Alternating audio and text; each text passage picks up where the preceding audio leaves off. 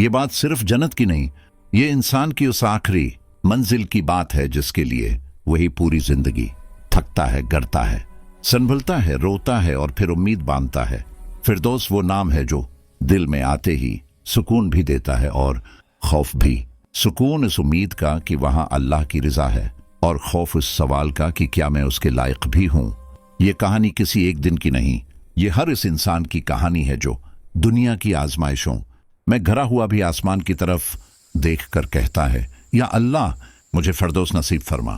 دنیا میں انسان جب پیدا ہوتا ہے تو خالی ہاتھ آتا ہے، مگر اس کے دل میں خواہشوں کا ایک ہجوم ہوتا ہے۔ کوئی دولت چاہتا ہے، کوئی عزت، کوئی طاقت، کوئی سکون، مگر جو دل ایمان سے جڑ جاتا ہے اس کی سب سے بڑی خواہش بن جاتی ہے اللہ کی رضا اور جنت الفردوس۔ نبی کریم نے فرمایا کہ جب تم اللہ سے جنت مانگو تو فردوس مانگا کرو، کیونکہ وہ جنت کا سب سے بلند مقام ہے، وہیں سے جنت کی نہریں نکلتی ہیں اور اس کے اوپر اللہ کا عرش ہے۔ یہ الفاظ سن کر صحابہ کے دل کانپ جاتے تھے، کیونکہ انہیں معلوم تھا کہ فردوس سستی خواہش نہیں، یہ پوری زندگی کا امتحان ہے۔ فردوس ان لوگوں کے لیے نہیں جو صرف زبان سے ایمان کا دعوی کریں، بلکہ ان کے لیے ہے جو مشکل میں بھی اللہ کو یاد رکھیں، وہ لوگ جو تنہائی میں بھی گناہ سے رک جائیں، جو طاقت ملنے پر ظلم نہ کریں، جو حق جان کر خاموش نہ ہوں، اور جو دنیا کی چمک دمک میں آخرت کو نہ بھولیں۔ فردوس ان آنکھوں کے لیے ہے جو رات کی تنہائی میں اللہ کے سامنے نم ہو جائیں، اور ان دلوں کے لیے ہے جو ٹوٹ کر بھی اللہ سے جڑے رہیں۔ قرآن ہمیں بتاتا ہے کہ جنت کے نامتے وہ ہیں جنہیں نہ کسی آنکھ نے دیکھا، نہ کسی کان نے سنا، نہ کسی دل نے ان کا تصور کیا، مگر فردوس ان سب نعمتوں کا تاج ہے۔ وہاں نہ کوئی خوف ہوگا، نہ غم، نہ بیماری، نہ بڑھاپا، نہ موت۔ وہاں ہر خواہش پوری ہوگی، مگر سب سے بڑی نعمت اللہ کا دیدار ہوگا۔ وہ لمحہ جب اللہ اپنے بندوں سے راضی ہو کر فرمائے گا کہ آج کے بعد تم پر کبھی ناراضی نہیں ہوگی۔ یہی وہ بات ہے جو فردوس کو ہر نعمت سے بلند کر دیتی ہے۔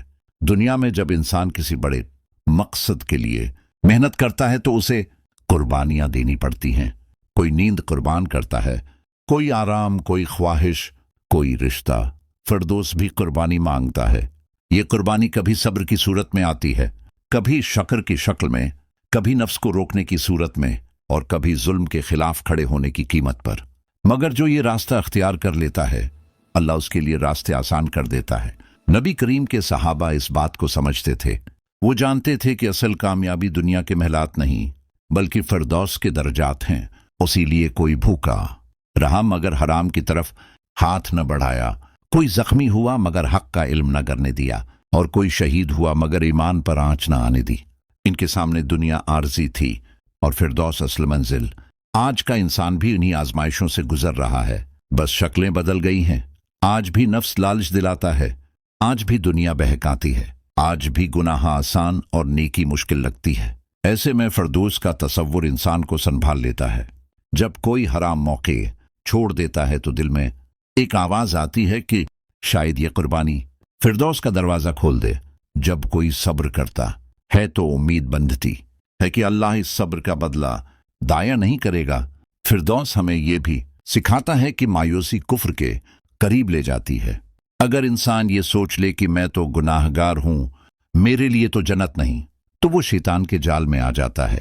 اللہ کی رحمت بہت وسیع ہے۔ ایک آنسو، ایک سچی توبہ، ایک مظلوم کی مدد، ایک معاف کر دینے والا دل انسان کو وہاں پہنچا سکتا ہے جہاں عقل بھی نہیں پہنچ سکتی۔ شرط صرف اخلاص کی ہے۔ آخر میں یہی سمجھ آتی ہے کہ فردوس کوئی کہانی نہیں، کوئی خواب نہیں، بلکہ ایک حقیقت ہے جو ہمیں بلا رہی ہے۔